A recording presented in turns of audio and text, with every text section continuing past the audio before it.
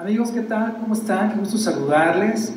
Y pues es un gusto en este momento compartir con ustedes una entrevista con el doctor Pablo Muñoz Iturrieta, que ha venido a México a promover su libro y a impartir una serie de conferencias en distintas ciudades de México, Atrapado en el cuerpo equivocado. Y estoy también con Heréndira Duarte y vamos a aprovechar para hacer algunas cuantas preguntas. Doctor, ¿cómo está? Muy bien, gracias a Dios, una alegría estar aquí en la Ciudad de México. Pues nosotros encantados de que nos acompañe en nuestro país. Y bueno, pues, Heréndira, pues comenzamos. Doctor, una pregunta muy concreta y al mismo general. Sé que pues es muy amplio, pero ¿nos podría indicar cuáles son las primeras afectaciones que un niño a corta edad puede tener a lo largo de su vida en caso de no contar con un papá, con una mamá, con ese cobijo y con ese amor que todo ser humano necesitamos? El desarrollo psicológico del niño y especialmente lo que se llama todo el proceso de maduración para el mismo niño alcanzar esa integridad personal a la cual todos estamos llamados en la vida adulta, es un proceso largo que tiene una etapa esencial, podríamos decir así, en la primera infancia, especialmente entre los 2 y los 4 años. Ahora bien, cuando a ese niño, ya sea por situaciones como el divorcio de sus padres, como incluso a veces tristemente la muerte de alguno de sus padres, el abandono o incluso la violencia, la presencia del padre o la madre en la familia, pero la violencia, situaciones de conflicto, eso al niño le causa una inseguridad muy grande, o en el caso de la pérdida de su padre o su ausencia, eso va a tener efectos psicológicos muy profundos en la psicología de ese niño de dos maneras. Ya puede ser de una manera negativa y directa o de manera indirecta simplemente por no tener esa fuente de confort y esa fuente de amor y esa fuente de cariño y esa fuente de protección y seguridad que el niño necesita para desarrollarse naturalmente. Es como podemos decir el caso de una planta. Una planta no se la puede matar no dándole agua, que eso en el niño se podría ejemplificar como la ausencia del padre, o una planta se la puede matar echándole gasolina en vez de agua. ¿Sí? Y eso entonces en la psicología del niño va a tener un efecto muy profundo, y es por eso que en la actualidad estamos viendo tantos problemas a nivel social, porque está muy relacionado con la pérdida de la familia y el sentido especialmente, hay una crisis en el mundo, y la crisis no es una crisis de la mujer o de opresión, como quiere hacernos creer el feminismo, sino que la crisis en el mundo moderno es una crisis de la paternidad. Es decir, que tenemos que trabajar seriamente en educar buenos padres, educar hombres que sean ejemplares, que sean hombres de verdad, porque eso va a tener un efecto muy profundo en la psicología tanto del niño como de la niña. Sí, a posteriori. Y en ese sentido, ¿hasta qué edad podríamos decir que la psique o biológicamente el niño puede estar formado para ser capaz de separarse de sus padres y no tener precisamente este acompañamiento cercano? Bueno, una cosa interesante es que la tradición del mundo occidental recién emancipa, por así decir, al niño o al joven cuando cumple 18 años de edad. Al menos eso era generalmente en el ámbito legal, cuando el joven se independizaba de su familia para ya adquirir la mayoría de edad. Y esa tradición que viene desde la época del medioevo, es muy interesante que la neurociencia y la neurología la ha confirmado. ¿Eso por qué? Porque el cerebro está en un proceso de crecimiento y de desarrollo que no termina de culminar, especialmente en lo que se llama el lóbulo frontal derecho, recién a los 18 años de edad. Entonces eso significa que si lo vamos a ver desde el punto de vista neurobiológico, es necesario que un joven esté en el ámbito familiar, en ese ámbito protegido, en ese ámbito especialmente de guía, donde los padres son ejemplos, son guía, hasta más o menos los 18 años de edad. Pero sin embargo, algunos estudios que se han realizado en los últimos años han descubierto que en algunos casos incluso el cerebro no termina de desarrollarse completamente hasta los 30 años de edad. Eso yo creo que tiene que ver también con muchas veces las situaciones de la vida personal, tanta inmadurez afectiva que se ve, que eso entonces eso produce un retardo, por así decir, en el proceso de constitución y de maduración del cerebro. Eso desde el punto de vista neurobiológico, pero si lo vemos desde el punto de vista moral y ético, con respecto al propio carácter, con respecto al crecimiento de las virtudes, Santo Tomás de Aquino en la Suma Teológica él decía que es necesario que un joven esté en su familia hasta los 18 años, porque recién ahí es que el joven puede practicar y puede adquirir la virtud de la prudencia, que es el culmen, por así decir, de la vida moral. La virtud que es la capacidad de poder discernir, la capacidad de poder decidir cuál es el camino correcto para mi vida, distinguir entre el bien y el mal y tomar la decisión correcta. Y la neurobiología ha demostrado que los actos prudenciales usan sectores del cerebro en el lóbulo frontal que solamente se activan a los 18 años. Así que miren la sabiduría de los antiguos, que es confirmada por la ciencia. Entonces, a mí cuando me dicen, me insultan que soy un medieval, para mí eso es un honor, realmente. Porque los medievales vieron algo que la ciencia lo está confirmando hoy. Claro. Entonces así podemos concluir que si el padre y la madre no están formados correctamente o con una madurez suficiente, pues es casi imposible que el niño pueda aprender de ellos y que ellos a su vez los puedan formar adecuadamente. La razón principal por la cual yo estoy dedicando toda mi vida a dar conferencias, a formar, a escribir libros, a tener contacto directo con padres de todo el continente, desde Canadá hasta la Argentina, aquí en México, gracias a Dios también, es porque yo veo una necesidad enorme de formarse bien. Necesitamos tener padres que estén bien formados intelectualmente, pero formados también en su voluntad, formados en su carácter, formados en la responsabilidad como padres. Porque lamentablemente, si a mí me preguntan cuál es la crisis más grande de Latinoamérica, no es una crisis social, no es una crisis económica, eso es una consecuencia de algo que se llama la irresponsabilidad parental. Yo veo que hay una falta de responsabilidad en los padres, de realmente tomar en serio ese regalo, ese don de tener hijos, pero también esa responsabilidad enorme ante Dios, ante la sociedad, de crear ciudadanos, de ayudar a estas futuras generaciones a ciertamente madurar desde todo punto de vista. Y si el padre y la madre no están formados, son inmaduros, son irresponsables, obviamente ¿qué se puede esperar de los hijos? Por eso, padres, es importante que se formen bien y que comiencen también a vivir de acuerdo a sus principios. ¿De qué vale, por ejemplo? Yo decía, ayer fui al Santuario de la Virgen y veía gente que va a rendirle culto a Dios, va a honrar a la Virgen, pero después lleva una vida desordenada. Entonces, eso que ahí tenemos un problema serio. Sí, Incongruente. Incongruencia, sí. Ahora bien, de acuerdo a la conferencia que tuvimos oportunidad de escuchar, estar presentes, del doctor Pablo Muñoz, pues nos habló de algunos de los efectos o consecuencias de esa ausencia o falta de atención de los padres hacia los hijos, como es el amor. Y una de ellas nos llamó la atención, es el tema de lo que hoy se da en llamar la ideología de género, pero particularmente la homosexualidad o estas personas de la transexualidad, si no me equivoco. ¿Esto es correcto? ¿Es así? Hay muchos fenómenos y conductas que vemos hoy que se han ido extendiendo en un gran sector de la población, y no solamente conductas tales como la homosexualidad o el lesbianismo, pero también tenemos fenómenos ya relacionados a trastornos psicológicos como los trastornos de identidad de género, los trastornos de la personalidad, que ciertamente tienen un gran trasfondo en la familia, y especialmente en vivencias traumáticas, en faltas de afecto, en situaciones de abuso sexual, en situaciones de muerte, en situaciones de haber perdido a los padres y no haber realmente podido integrar esa situación en la vida de uno y haberlo superado, y eso va a tener consecuencias en la vida personal de cada uno. Y eso, hay una correlación entonces entre lo que se llama la crisis de la familia, y luego en la crisis moral, o en la crisis en la conducta, o en la crisis en la propia personalidad o psicología de la persona. Hay una correlación muy grande en la cual es importante atender. Ahora, una cosa interesante, muchos dicen, pero la homosexualidad, la transexualidad, la persona nace así, y eso es una gran mentira, porque en todos estos casos uno puede observar un problema muy profundo de la familia, en todos los casos. En todos los casos. Y muchas veces gente dice, no, pero si él viene de una familia bien constituida y mira lo que le pasa.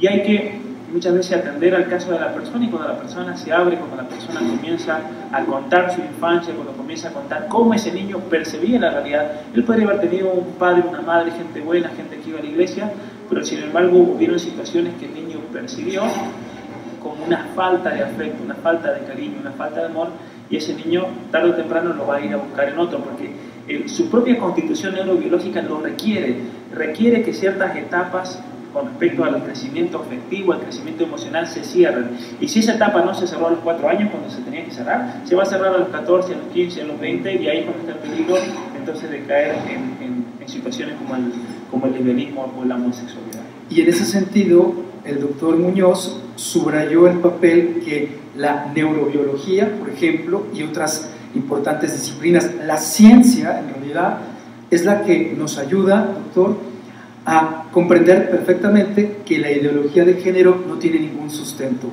Pero gracias a los estudios que usted ha realizado, que encuentran en su libro, podemos saber perfectamente bien que hombre y mujer es el modelo original. Algo que guste pues, complementar a esta... Bueno, muy interesante que sí, el feminismo radical y todos aquellos que promueven la ideología de género, ellos explícitamente han afirmado que hay 2 enemigos para ellos, 2 fundamentalismos. Ellos a todos les mandan fundamentalismo. El fundamentalismo religioso, porque obviamente la Biblia afirma que Dios nos creó varón y mujer, o varón y varona, como dice el hebreo, y el fundamentalismo biológico. Para ellos la biología es un fundamentalismo. ¿Sí? Por eso miren qué curioso de que ahora la ciencia es atacada por la misma ideología, porque la ciencia demuestra que todos los presupuestos de la ideología de género caen por su propio peso, son totalmente falsos. Esa supuesta igualdad de la cual que pregona el feminismo radical, que pregona la ideología de género, es una igualdad falsa porque somos iguales en cuanto que somos creados de imagen y semejanza de Dios, pero en la constitución neurobiológica, ¿sí? Hay una diferencia muy grande, incluso entre nosotros 3, pero especialmente entre el varón y la mujer, una diferencia gigantesca en el modo de pensar, en el modo de hablar, en el modo de sentir, en el modo de expresar sus emociones, en el modo incluso de vivir su espiritualidad, por estar condicionados por nuestra estructura neurobiológica, por nuestra estructura genética, que varía, hay una variación muy grande entre el hombre y la mujer. Por eso es decir que hay hombres y hay mujeres, tiene un fundamento científico y genético muy profundo que los antiguos ignoraban que había un fundamento genético, ignoraban la genética, no se había llegado a descubrir, pero sin embargo la observación era totalmente acertada. Por supuesto. Doctor, y una última pregunta. Sabemos que las personas que sufren, porque es un sufrimiento terrible, la condición de autopercibirse de una manera distinta a su naturaleza original, podrían, a través de tratamiento, a través de terapias, pues reinsertarse o reencontrar cuál es su verdadera identidad. ¿Cree que en ese sentido, además de las terapias, desde luego bien conducidas por expertos, considera usted que también la oración de sanación interior pudiese ayudar a estas personas precisamente, pues por una parte a llevar su vida y por otra a finalmente aceptar que tal vez esto de estar atrapados en el cuerpo equivocado es un mito o un engaño?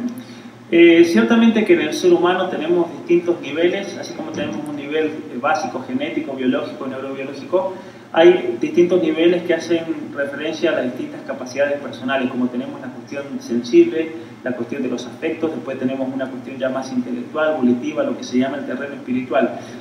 Y por lo tanto, cuando uno tiene que ayudar a una persona a encontrar esa integridad y ese camino de aceptación personal, porque aquí se trata de aceptarse a sí mismo. Y una persona que cae en la transexualidad, un tipo de disforia de género, lo que la persona hace es rechazar su propia realidad como es. Y entonces a la persona simplemente hay que enseñarle a percibirse como es, verse como es, y luego aceptar eso y amar y abrazar su propia realidad. Porque en realidad la persona transexual tiene un descontento muy grande consigo mismo, por eso no quiere ser quien es.